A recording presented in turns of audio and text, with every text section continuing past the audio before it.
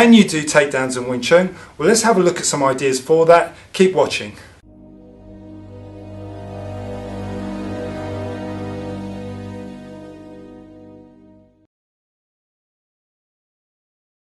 So I thought we'd go in a different direction this week. I was having a conversation with my friend Jeff Keller in Philadelphia in the States. He runs a Wing Chun school out there, check him out. And we were particularly talking about takedowns in Wing Chun and how he uses it in his school. So I thought I'd get it on film and show some of our ideas behind how we use takedowns in Wing Chun. Now, for me, this is a sandal situation. I like to set it up in a sandal environment behind strikes, get the guy to get his gloves up. Now once you do that, he's quite blind to the takedown. And more importantly, he has a leg forward. So because he has that, you can attack the weak spot, the dead spot of his body. And in which case, I change my leg. And when I change my leg, I clothesline him and take him down. That works really easy, very little effort, you can see that.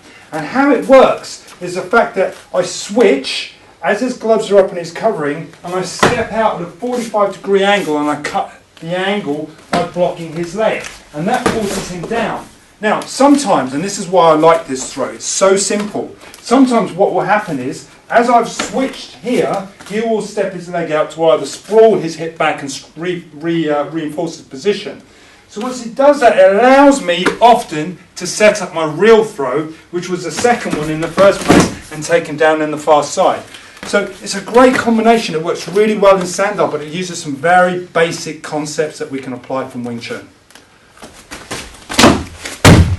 So another way to set this up is another variation of it, and it comes from the strike. If you can get an overhook from inside the arm, so say for example Simon opens up and I get the overhook, so covering in on the inside from here, what I can often do is wrap the arm and step through. Now as I step through, I drive through with the shoulder and I take the other hand and I block exactly on the outside of the leg, and that takes him down quite well. It's an effective way to take down because what it does is it traps the arm, one, takes him over the far side, and it's the same concept again.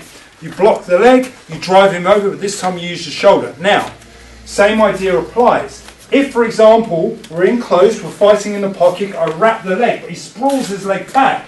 I can bail out, and I've got the option to be able to block this leg and take him down on the far side. Okay, so the main thing is how do you relate this to Wing Chun or Wing Chun training. So this is what I'm going to show you. So I'll take the gloves off. If you're looking at Chi Sao, and this is a good idea.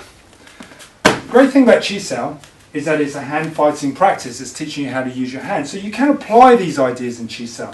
When you're rolling with your partner, and this is the idea, what you can look at doing is capturing this arm. So you now got the same idea where you're capturing, but that's sometimes quite obvious. So what I like to do is I would be changing, finding the arm, and then pulling the arm, so creating an arm drag type scenario.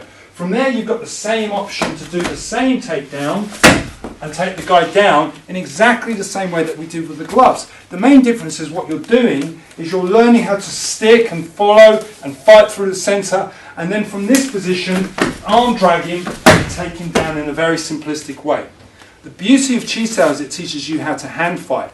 So even if you're wrestling, you're grappling, there's always an element of hand fighting within that sequence. So what Chi Sao does is it allows you to build on that, and if you take it a stage further where you're arm dragging and then you're clotheslining, if the idea is he sprawls his leg back, you can change it as well.